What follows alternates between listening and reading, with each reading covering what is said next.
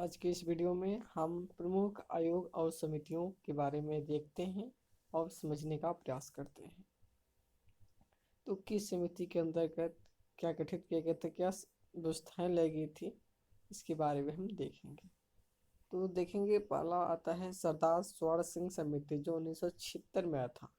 इसके अंतर्गत क्या था, 42वां संविधान संशोधन 1976 और संविधान में 10 मूल कर्तव्यों का समावेश किया गया था। सरदार स्वर्ण सिंह समिति के द्वारा जो 42वां संविधान संशोधन 1976 में किया गया, उसके द्वारा 10 मूल अधिकार जो मूल कर्तव्य थे 51A और भाग 4A में जोड़ा गया, वो सरदार स्वर्ण सिंह समिति के अंतर्गत था। सकारिया आयोग 1983, सकारिया आयोग आया था 1983 में, गठित की गई थी। इसमें केंद्र राज्य संबंधों पर अनुशंसाएं लगाई गई थी। दर आयोग 1947-48 में एक ही दर की अध्यक्षता में आए थे, इसलिए दर आयोग इसका नाम रखा गया। तो राज्यों का पुनर्गठन भाषा के आधार पर नहीं होना चाहिए। ये जो आयोग था, इसने कहा जो राज्यों का पुनर्गठन वो भाषा के आधार पर, भाषाई आधार पर नहीं होगा। उससे पहले क्या था, भाषाई आधार पर होता था। जेबीपी समिति 1948 जवाहरलाल नेहरू, वल्लभ भाई पटेल और पट्टाभी सितार मैया के अध्यक्षता में जेबीपी समिति आया था। इसमें राज्यों का पुनर्गठन देश की सुरक्षा, एकता व आर्थिक समृद्धि के आधार पर किए जाने चाहिए। जो राज्य का पुनर्गठन हो वह देश की सुरक्षा की दृष्टि से, इसमें एकता की भावना हो और आर्थिक समृद्धि के आधार पर गठित की जानी चाहिए। राज्य पुनर्गठन आयोग 1956 सैयद फजल अली, हृदयनाथ कुंजरू, के.एम. पडिक्कर की सदस्यता में आया था। तो राज्यों के गठन के लिए भाषा के आधार पर बनाया गया और इसी के आधार पर राज्य पुनर्गठन अधिनियम बनाया गया। शुरू में जो आया था, जो हमने भी पीछे देखा, सकारिया आयोग, दर आयोग, जो तो कहा कि पुनर्गठन क्या है, राज्यों का भाषा के आधार पर नहीं होगा। लेकिन जब दूसरा आया था जेबीपी की समिति में, तो इन्होंने कहा कि देश की सुरक्षा, एकता और आर्थिक समृद्धि के आधार पर होगा। तीसरा, जब राज्य पुनर्गठन आयोग आया 1956 में सैयद फजल अली, हृदयनाथ कुंजरू, के.एम. पडिक्कर की अध्यक्षता में, तो राज्यों के गठन का जो आधार बनाया गया वह भाषा के आधार पर बनाया गया कि राज्यों का जो पुनर्गठन होगा भाषा के आधार पर होगा। अब पब्लिक अकाउंट कमेटी यानी लोक लेखा समिति, तो इसमें कुल सदस्य कितने होते हैं, 22 होते हैं। 15 लोकसभा से एवं 7 राज्यसभा से चुने जाते हैं। इसका मुख्य कार्य क्या होता है, लोक लेखा तथा सीएजी के प्रतिवेदन यानी रिपोर्ट का निरीक्षण करना होता है।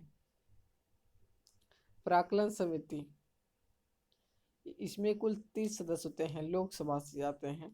प्रशासनिक दक्षता एवं मितव्ययता बढ़ाने के लिए वैकल्पिक नीतियों का सुझाव, संसद में प्राक्कलन के लिए सुझाव। संयुक्त संसदीय समिति जेपीसी, लोकसभा व राज्यसभा के सदस्य एक या एक तदर्थ समिति है। कोठारी आयोग 1976 डी.एस. कोठारी की अध्यक्षता में आया था। भारतीय उच्च सिविल सर्विसेज में परीक्षा था भर्ती संबंधी नीतियां तथा विधि। निजी आयोग 1946 में आया था, किसी नियोगी की अध्यक्षता में, इसलिए इसे नियोगी आयोग कहा जाता है। आर्थिक नियोजन के लिए मंत्रिपरिषद के प्रति उत्तरदायी संगठन की सिफारिश करना। बलवंत राय मेहता आया था, जिसके अंतर्गत ही पंचायती राज का जो त्रिस्तरीय सिद्धांत है, क्या था, वो जो गठन किया गया है, वो बलवंत राय मेहता समिति के अंतर्गत था। 1956-57 में जब आया था, तो त्रिस्तरीय पंचायती राज संस्थाओं के गठन की संस्तुति दी गई थी। बी.एस. तारकुंडे समिति 1974 चुनाव सुधार, मतदाता की आयु 21 वर्ष से घटाकर 18 वर्ष करना, चुनाव प्रचार में सरकारी धन एवं तंत्र का उपयोग न करना आदि अनुशंसाएं V.S. तारकुंडे समिति के द्वारा 1974 में दिया गया। पुंछी आयोग 2007 मदन मोहन पुंछी की अध्यक्षता में आया था। इसमें केंद्र राज्य संबंध के बारे में अनुशंसाएं दी गई। द्वितीय प्रशासनिक सुधार आयोग 2005 अध्यक्ष कौन थे? वीरप्पा मोइली। वीरप्पा मोइली ने 2009 में अध्यक्ष पद से त्याग पत्र दे दिया। उसके बाद वी रामचंद्रन इसके अध्यक्ष बनाए गए। अब देखते हैं, ये तो हमने आयोग के बारे में पढ़ लिया, कौन सा आयोग क्या क्या अनुशंसाएं दिया। संविधान के स्रोत। भारतीय संविधान का स्रोत क्या है? तो आगे देखते हैं। तो भारत शासन अधिनियम 1935 कहा जाता है कि भारतीय जो संविधान है यह 1935 का भारत शासन अधिनियम है। 75% जो भाग है वो 1935 के भारत शासन अधिनियम से लिया गया। लगभग 200 अनुच्छेद इसमें 1935 जो 35 में आया था उससे लिया गया है। विशेषताएं क्या था 1935 की? तो संघीय तंत्र था, संघीय व्यवस्था, जैसे राज्यपाल का कार्यालय, न्यायपालिका, लोक सेवा आयोग, आपातकालीन उपबंध एवं प्रशासनिक विवरण संबंधी जो व्यवस्था थी कहाँ से लिया गया था? भारत शासन अधिनियम 1935। ब्रिटेन के संविधान से लिया गया था संसदीय शासन प्रणाली। संसदीय शासन प्रणाली को अपनाया गया क्योंकि भारतीय जनता संसदीय आधिपत्य जो थे उसके अधीन हो गए थे। काफी लंबे टाइम तक ब्रिटेन का शासन था और ब्रिटेन में जो क्या है संसदीय शासन प्रणाली था, इसलिए यहाँ के लोग भी संसदीय शासन प्रणाली के आदि हो गए थे। इसीलिए बाद में भी संसदीय शासन प्रणाली को अपनाया गया था। संसदीय शासन प्रणाली ब्रिटेन से। विधि का शासन ब्रिटेन से लिया गया है। विधायी प्रक्रिया क्या होगी? कानून बनाने की प्रक्रिया क्या होगी? ये भी ब्रिटेन से। एकल नागरिकता की जो भावना थी वो लिया गया था ब्रिटेन से। मंत्रिमंडल प्रणाली, परमाधिकार लेख, संसदीय विशेषाधिकार और द्विसदनी व्यवस्था। द्विसदनी मतलब 2 सदन होंगे, संसद के 2 सदन होंगे, राज्यसभा और लोकसभा। तीसरा है अमेरिका के संविधान से मूल अधिकार, न्यायपालिका की स्वतंत्रता, न्यायिक पुनर्विलोकन का सिद्धांत, उपराष्ट्रपति का पद उच्चतम न्यायालय और उच्च न्यायालय के न्यायाधीश का पद से हटाया जाना, और राष्ट्रपति पर महाभियोग कैसे लगाया जाएगा जो अनुच्छेद 61 में दिया है उसका जिक्र क्या है? अमेरिका के संविधान से लिया गया है। आयरलैंड के संविधान से नीति निर्देशक सिद्धांत लिया गया है और राष्ट्रपति के निर्वाचन पद्धति, राज्यसभा के लिए सदस्यों का नामांकन। कनाडा के संविधान से सशक्त केंद्र के साथ संघीय व्यवस्था, यानी कि केंद्र क्या होगा? मजबूत होगा, उसके साथ संघीय व्यवस्था भी होगी, यानी सिर्फ केंद्रीकृत नहीं होगा। यहाँ पे सशक्त केंद्र को बनाया जाएगा लेकिन शक्तिशाली केंद्र रहेगी, लेकिन फिर भी संघीय व्यवस्था को बनाया जाएगा। अवशिष्ट शक्तियों का केंद्र के पास होना, जो अवशिष्ट शक्तियाँ होंगी केंद्र में निहित होगी। केंद्र द्वारा राज्य के राज्यपालों की नियुक्ति और उच्चतम न्यायालय का परामर्शी न्याय निर्णय। ऑस्ट्रेलिया के संविधान से समवर्ती सूची, व्यापार, वाणिज्य और समागम की स्वतंत्रता और संसद के दोनों सदनों की संयुक्त बैठक जो बुलाने की जो शक्ति है राष्ट्रपति की, उसका जो सिस्टम है वो ऑस्ट्रेलिया के संविधान से लिया गया है। जर्मनी के संविधान से लिया गया है आपातकाल के समय मूल अधिकारों का जो स्थगन है यानी प्रतिबंध लगाने का जो प्रावधान दिया है वो जर्मनी के संविधान से लिया गया है। रूस के संविधान से मूल कर्तव्य और प्रस्तावना में न्याय, यानी न्याय में क्या करता है? सामाजिक न्याय, आर्थिक एवं राजनीतिक न्याय का जो आदर्श है वो रूस के संविधान से लिया गया है। फ्रांस के संविधान से गणतंत्रात्मक व्यवस्था और प्रस्तावना में स्वतंत्रता, समानता और बंधुत्व की जो आदर्श जो भावना है वह फ्रांस के संविधान से लिया गया है। दक्षिणी अफ्रीका के संविधान से तो संविधान में संशोधन की जो प्रक्रिया होगी आर्टिकल 362 के तहत जो भी प्रक्रिया अपनाई जाती है वो दक्षिण अफ्रीका से लिया गया है। और राज्यसभा के सदस्यों का निर्वाचन यह दक्षिणी अफ्रीका से। और जापान से विधि द्वारा स्थापित प्रक्रिया, जापान के संविधान से लिया गया है। अब आगे देखते हैं कमीशन्ड ऑफिसरों की पद श्रेणियां, यानी कि अब सेना लेवल में हम देखते हैं तो किस सेना में कौन अध्यक्ष होते हैं, किस किस रैंक के अधिकारी होते हैं सेना विभाग में, उसको देखते हैं। तो स्थल सेना में सबसे क्या होते हैं, जनरल होते हैं, और वायु सेना में एयर चीफ मार्शल, और जल सेना में एडमिरल, सबसे हाई लेवल के क्या होते हैं, अधिकारी होते हैं। उसके बाद लेफ्टिनेंट जनरल आते हैं, वायुसेना में एयर मार्शल आ जाते हैं, फिर जल सेना में वाइस एडमिरल आते हैं। फिर इसमें तीसरे नंबर पर मेजर जनरल आते हैं थल सेना में, और एयर वाइस मार्शल आते हैं वायुसेना में, और फिर रियल एडमिरल आते हैं जल सेना में। उसके बाद मेजर के बाद ब्रिगेडियर आते हैं, ब्रिगेडियर जो होते हैं मेजर जनरल के बाद आते हैं ब्रिगेडियर, और इसमें एयर कमांडर हो जाते हैं, और जल सेना में कमांडर सिर्फ होते हैं। स्थल सेना में उसके बाद कर्नल आते हैं, फिर वायुसेना में ग्रुप कैप्टन हो जाते हैं, और जल सेना में कैप्टन सिर्फ होते हैं। फिर उसके बाद लेफ्टिनेंट कर्नल, फिर यहाँ पे आते हैं विंग कमांडर, फिर जल सेना में क्या होते हैं कमांडर होते हैं।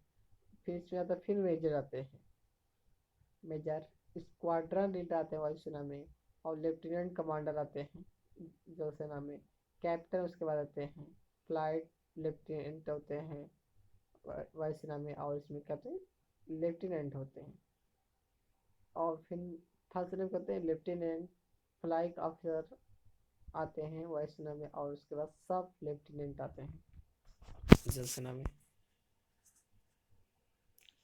यानी कि हम एक एक देखें तो स्थल सेना में जनरल आते हैं, उसके बाद lieutenant general, major general, brigadier third fourth पे आते हैं, कर्नल आते हैं, फिर उसके बाद लेफ्टिनेंट कर्नल, फिर मेजर आते हैं, फिर उसके बाद कैप्टन और लेफ्टिनेंट कैप्टन आते हैं।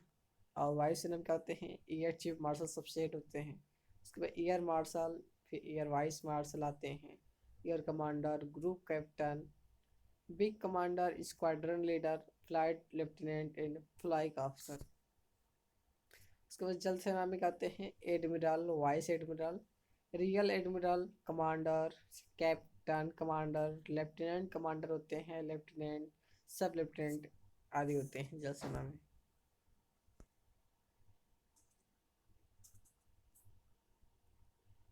भारत में भ्रष्टाचार की जांच करने वाले वैधानिक संस्थाएं देख लेते हैं। इसमें लोक सेवक जांच अधिनियम 1850, ये सब क्या भ्रष्टाचार की जांच करने वाली वैधानिक संस्थाएं हैं। लोक लेखा सेवक जांच अधिकार अधिनियम 1850, भारतीय दंड संहिता 1860, विशेष पुलिस प्रतिष्ठान 154 1941, दिल्ली पुलिस प्रतिष्ठान अधिनियम 1946, भ्रष्टाचार निवारक अधिनियम 1980, जांच आयोग अधिनियम 1952, राजनीतिक नेताओं तथा प्रमुख। दिल्ली पुलिस प्रतिष्ठान अधिनियम 1946, भ्रष्टाचार निवारक अधिनियम क्या होता है 1988 में, जांच आयोग अधिनियम 1952, राजनीतिक नेताओं तथा प्रमुख सार्वजनिक व्यक्तियों के लिए आता है।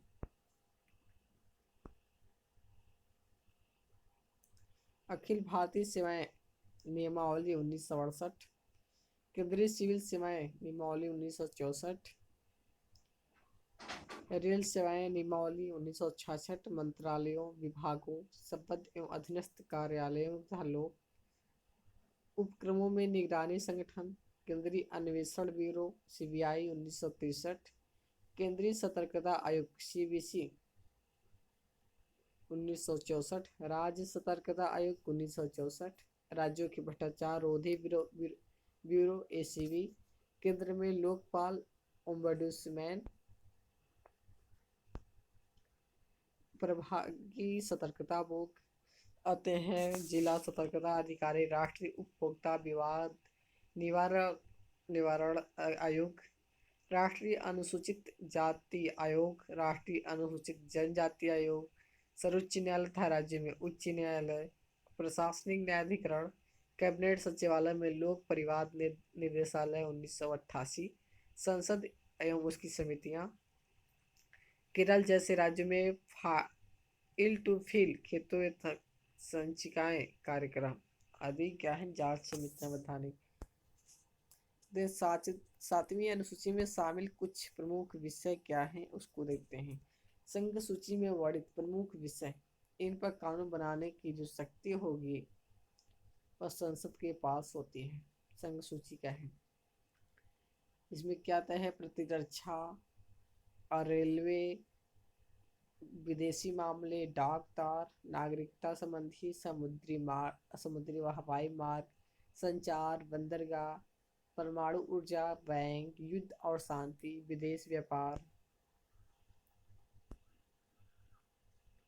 खनिज, जनगणना, बीमा, स्टॉक एक्सचेंज, मुद्रा और सीमा शुल्क। इस पर अधिक कौन कानून बनाएगा, तो संघीय सरकार बनाएगी यानी केंद्र सरकार। राज्य सूची में वर्णित प्रमुख विषय, इन पर कानून बनाने का अधिकार राज्य विधानमंडल को होता है, जिसमें क्या आता है, कृषि, न्याय व्यवस्था, स्थानीय स्वशासन, स्वास्थ्य, जेल खाना, प्रादेशिक लोक सेवा, लोक व्यवस्था, पुलिस, वाणिज्य व्यापार, पशुपालन, सिंचाई, शराब, भूमि, मनोरंजन। समवर्ती सूची में वर्णित प्रमुख विषय, इन पर संसद तथा राज्य विधानमंडल दोनों कानून बना सकते हैं, किंतु गतिरोध की स्थिति में संसद का कानून ही मान्य होगा, बशर्ते राज्य विधानमंडल ने इस मामले में राष्ट्रपति से पहले ही अनुमति ना ले ली हो। इसमें आता है क्या, दंड विधि और दंड प्रक्रिया निवारक निरोध, शिक्षा हो जाएगा, कारखाने, मजदूर संघ, जनसंख्या नियंत्रण, श्रमिक कल्याण, आर्थिक एवं सामाजिक नियंत्रण, निवारक निरोध, वन, औद्योगिक विवाद, उत्तराधिकार, विद्युत, कीमत नियंत्रण। पद वरीयता क्रमानुसार के दृष्टि से कौन सबसे हाई लेवल का होगा भारत का, तो इसमें प्रथम व्यक्ति कौन होते हैं, राष्ट्रपति, उसके बाद उपराष्ट्रपति का पद आता है, फिर थर्ड नंबर पे प्रधानमंत्री आते हैं, उसके बाद अपने अपने राज्यों के क्या होते हैं, राज्यपाल आते हैं, उसके बाद पूर्व राष्ट्रपति जो होते हैं, उसके बाद उप प्रधानमंत्री, उसके बाद भारत के मुख्य न्यायाधीश एवं लोकसभा अध्यक्ष, उसके बाद है संघ के कैबिनेट मंत्री, अपने अपने राज्यों के मुख्यमंत्री, उपाध्यक्ष, नीति आयोग आते हैं, 7वें नंबर पे सब चलते हैं पूर्व प्रधानमंत्री, राज्यसभा एवं लोकसभा में विपक्ष के नेता। 7वां में को आते हैं भारत के सम्मानित व्यक्ति आते हैं। 8वें नंबर पर आते हैं भारत में प्रत्यायित विदेश के असाधारण पूर्णाधिकारी, राजदूत एवं राष्ट्रमंडल देशों के उच्चायुक्त, अपने अपने राज्यों के बाहर राज्यों के मुख्यमंत्री, अपने अपने राज्यों के बाहर राज्यों में राज्यपाल।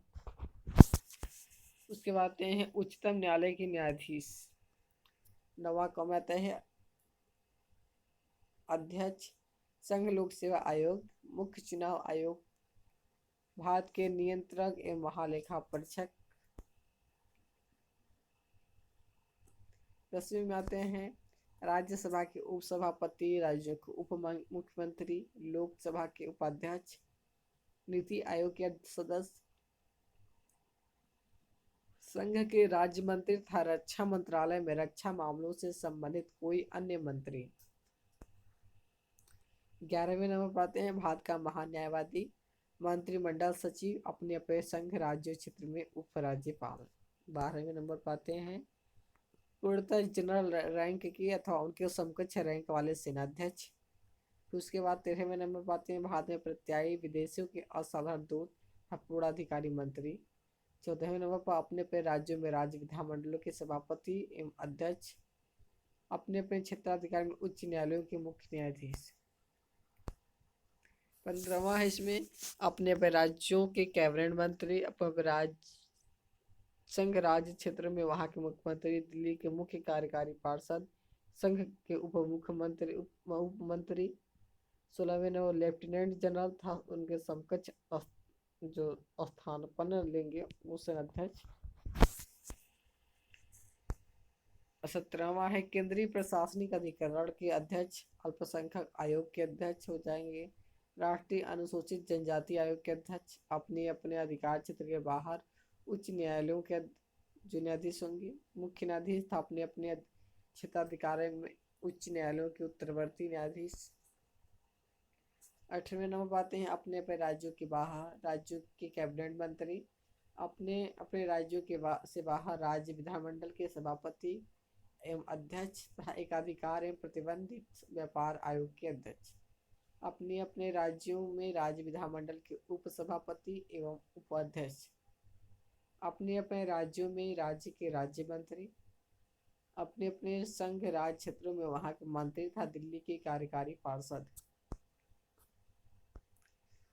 अपने अपने संघ राज्य क्षेत्रों के विधानसभाओं के अध्यक्ष तथा दिल्ली महानगर परिषद के अध्यक्ष। 19वें नंबर पाते हैं अपने अपने संघ राज्य क्षेत्रों की मंत्रिपरिषद रहित संघ राज्य क्षेत्रों के मुख्य आयुक्त और अपने अपने राज्य संघ राज्य क्षेत्रों में वहां की विधानसभाओं के उपाध्यक्ष, दिल्ली महानगर परिषद के उपसभापति। 20वां है अपने अपने राज्यों के से बाहर राज्य विधानमंडलों के उपसभापति एवं उपाध्यक्ष और अपने अपने राज्यों से बाहर उच्च न्यायालयों के उत्तरवर्ती न्यायाधीश। 21वां है संसद सदस्य।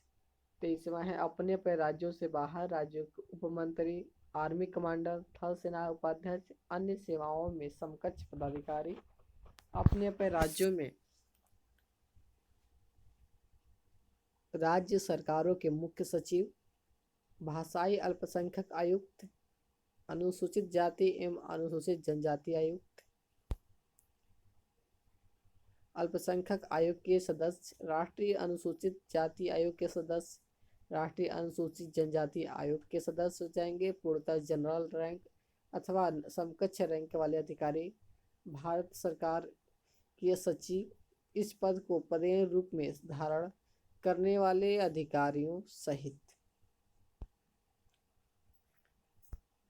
अल्पसंख्यक आयोग के सचिव, राष्ट्रीय अनुसूचित जाति आयोग एवं राष्ट्रीय अनुसूचित जनजाति आयोग के सचिव, राष्ट्रपति के सचिव, प्रधानमंत्री के सचिव, राज्यसभा लोकसभा के सचिव, सॉलिसिटर जनरल और केंद्रीय प्रशासनिक अधिकारी के उपाध्यक्ष।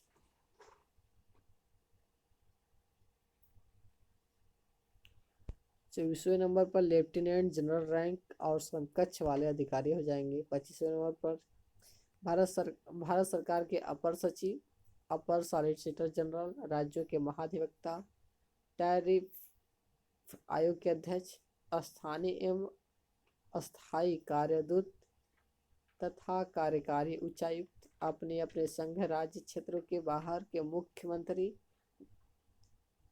और दिल्ली के मुख्य कार्यकारी पार्षद। अपने अपने राज्यों से बाहर राज्य सरकारों के मुख्य सचिव, उप नियंत्रक एवं महालेखा परीक्षक। अपने अपने संघ राज्य क्षेत्रों से बाहर संघ राज्य क्षेत्रों की विधानसभाओं के उपाध्यक्ष तथा दिल्ली महानगर परिषद के उपसभापति, निदेशक केंद्रीय अन्वेषण ब्यूरो, महासचिव सीमा सुरक्षा बल, महानिदेशक केंद्रीय पुलिस बल, निदेशक सूचना ब्यूरो।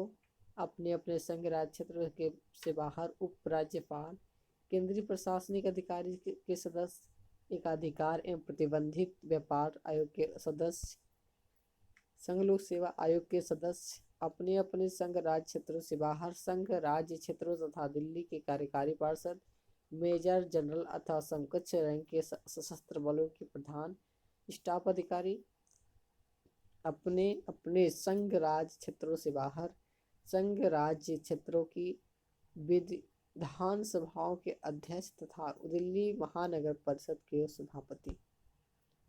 26वां आते हैं भारत सरकार के संयुक्त सचिव तथा समकक्ष स्तर के अधिकारी, मेजर जनरल या समकक्ष स्तर के अधिकारी।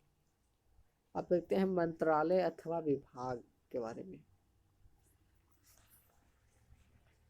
तो सरकार में अनेक मंत्रालय अथवा क्या होते हैं, विभाग होते हैं। इनकी संख्या और उनका स्वरूप समय समय पर इन बातों पर निर्भर करता है कि काम कितना है था, किसी मसले को कितना महत्व दिया जा रहा है।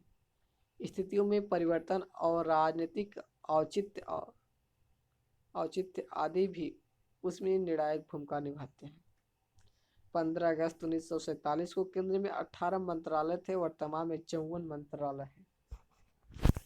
अब ये इसमें कृषि एवं किसान मंत्रालय देखते हैं। इसके अंतर्गत कृषि सहकारिता एवं किसान कल्याण विभाग, कृषि अनुसंधान और शिक्षा विभाग, पशुपालन, डेयरी और मत्स्य पालन विभाग आते हैं।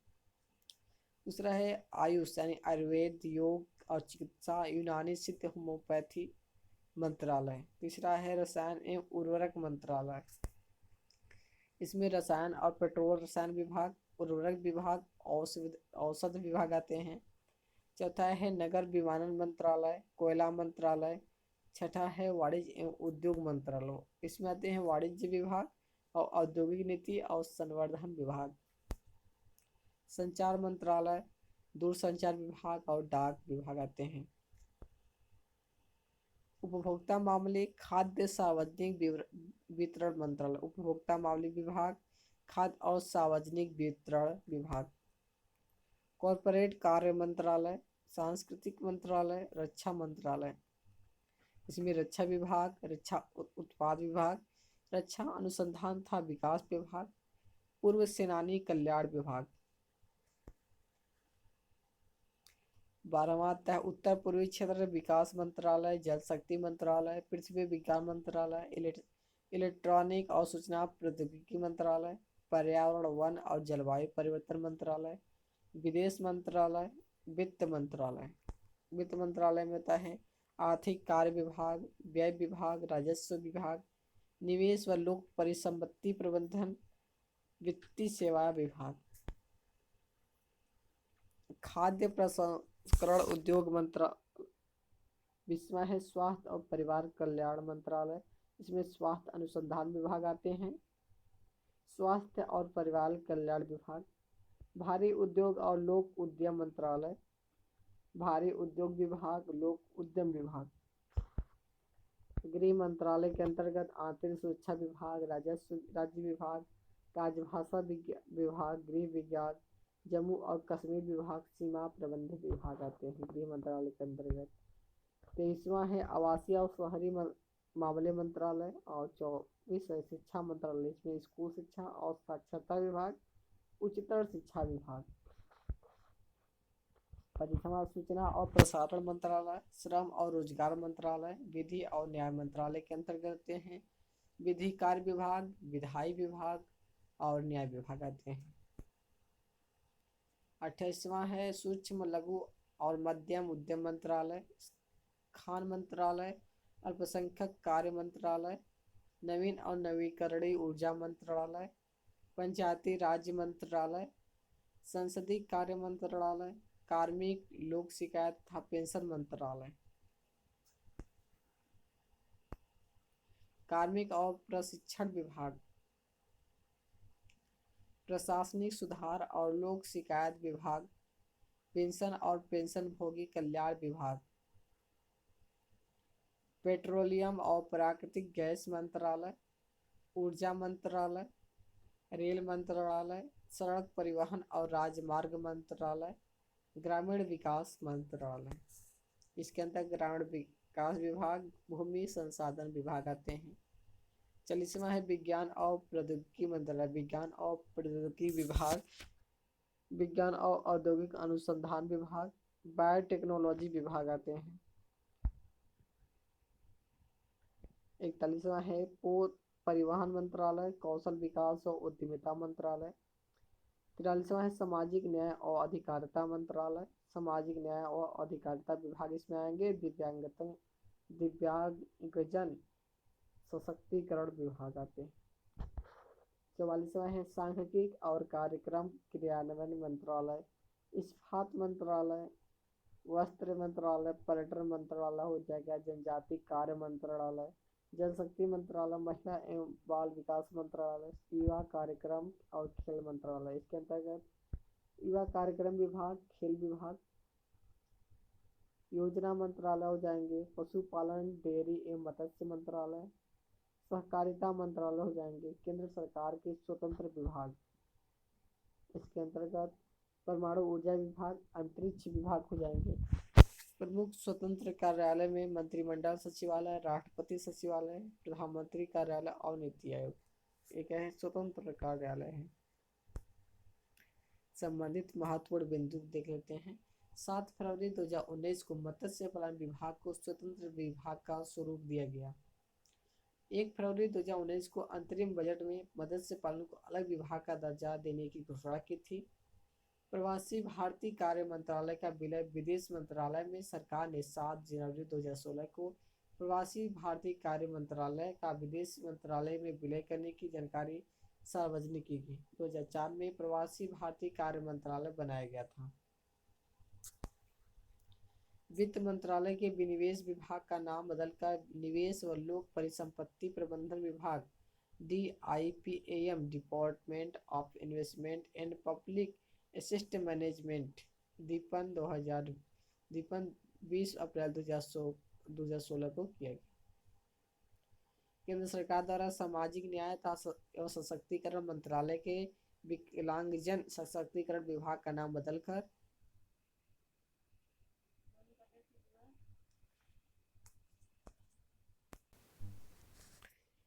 केंद्र सरकार द्वारा सामाजिक न्याय व सशक्तिकरण मंत्रालय के विकलांगजन सशक्तिकरण विभाग का नाम बदलकर दिव्यांगजन सशक्तिकरण विभाग कर दिया गया। राष्ट्रपति द्वारा इसकी स्वीकृति 24 मई 2016 को दी गई।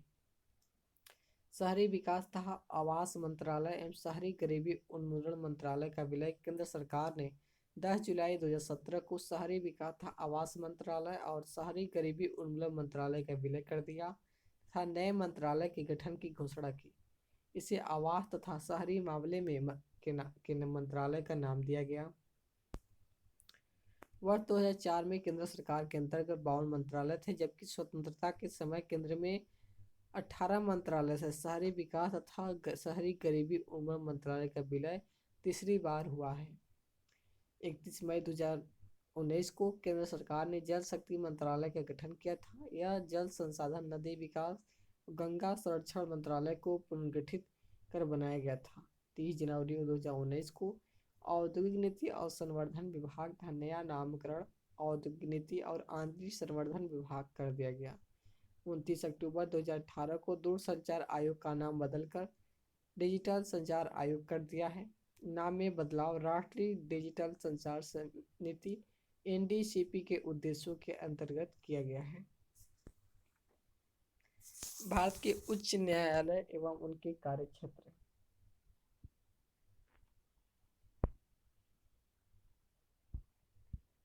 इलाहाबाद का जो न्यायालय है उसकी स्थापना 1866 में किया गया था और इसका जो अधिकार क्षेत्र है पूरा उत्तर प्रदेश और इसका जो प्रमुख पीठासीन है प्रयागराज है। आंध्र प्रदेश उच्च न्यायालय की स्थापना 1954 में किया गया था। आंध्र प्रदेश इसका अधिकार क्षेत्र है और तेलंगाना भी इसी के अधिकार क्षेत्र में आता है और इसका प्रमुख पीठ क्या है, हैदराबाद है। बम्बई उच्च न्यायालय की स्थापना 1862 में। इसका जो क्षेत्र है महाराष्ट्र, दादर नगर हवेली, गोवा और इसका जो प्रमुख पीठ है मुंबई में है।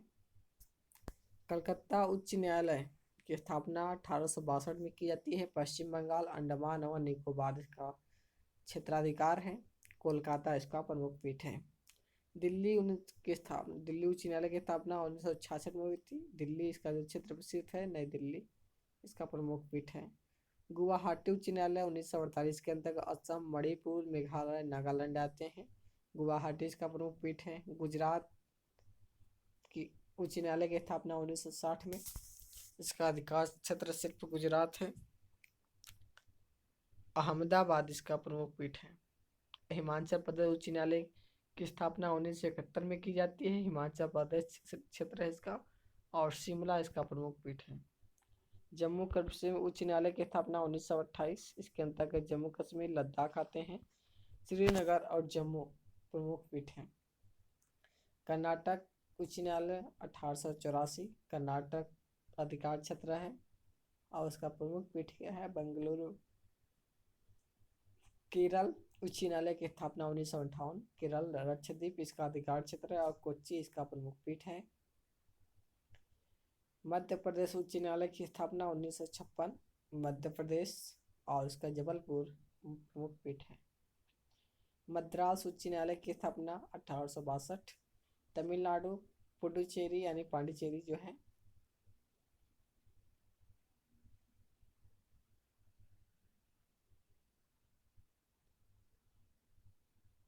और इसका जो प्रमुख पीठ है चेन्नई है। मध्य उड़ीसा उच्च न्यायालय की स्थापना 1948। उड़ीसा इसका अधिकार क्षेत्र है। कर्नाटक पंजाब और चंडीगढ़ उच्च न्यायालय की स्थापना 1975 में होता है। पंजाब हरियाणा और इसका अधिकार क्षेत्र है। चंडीगढ़ प्रमुख पीठ है। राजस्थान 1949। राजस्थान और जोधपुर इसका अधिकार प्रमुख पीठ है। सिक्किम 1975 में इसकी स्थापना होती है सिक्किम उच्च न्यायालय की और सिक्किम इसका अधिकार टोक है। सिक्किम में जो गंगटोक है वहाँ पे इसकी प्रमुख पीठ है। झारखंड छत्तीसगढ़ में 2000 में स्थापित हुआ था। इसकी जो क्षेत्राधिकार है छत्तीसगढ़ और रांची इसका प्रमुख पीठ है। उत्तराखंड झारखंड आता झारखंड की भी 2000 में होती है तो इसका भी झारखंड क्षेत्र है। रांची इसका हुआ है प्रमुख पीठ। उत्तराखंड की स्थापना 2000 में होती है उच्च न्यायालय की। इसके जो क्षेत्र उत्तराखंड नैनीताल इसका प्रमुख पीठ है। मणिपुर 2013 में मणिपुर इसका क्षेत्र है और इम्फाल इसका प्रमुख पीठ है। मेघालय में की जो है 2013 में मेघालय इसका क्षेत्र है और शिलांग इसका क्या है प्रमुख पीठ है। त्रिपुरा 2013 में त्रिपुरा इसका अधिकार क्षेत्र है। अगरतला इसकी प्रमुख पीठ है। तेलंगाना में 2018 में स्थापित हुआ था तो तेलंगाना इसका अधिकार क्षेत्र हो जाएगा। हैदराबाद एक प्रमुख पीठ है। संवैधानिक पदों पर आसीन अधिकारियों के मासिक वेतन कितने मिलते हैं? वर्ष 2018-19 के बजट में वित्त मंत्री श्री अरुण जेटली की घोषणा अनुसार विभिन्न पदाधिकारियों का वेतन कितना होगा? 2018-19 के जो बजट आए थे उस आधार पर तो क्या होगा इसमें? राष्ट्रपति को 5 लाख रुपए मासिक वेतन मिलेंगे। प्रधानमंत्री को 1,60,000 रुपये। उपराष्ट्रपति को 4 लाख रुपए। सर्वोच्च न्यायालय के मुख्य न्यायाधीश को 2,80,000। सर्वोच्च न्यायालय के अन्य न्यायाधीश को 2,50,000। उच्च न्यायालय के मुख्य न्यायाधीश को 2,50,000। अन्य न्यायाधीश को 2,25,000। राज्यपाल को 3,50,000। लोकसभा अध्यक्ष को 1,25,000। लोकसभा सदस्य को 50,000। राज्यसभा सदस्य को 50,000। चुनाव आयुक्त को 2,50,000। महान्यायवादी अटॉर्नी जनरल से कहते हैं 2,50,000।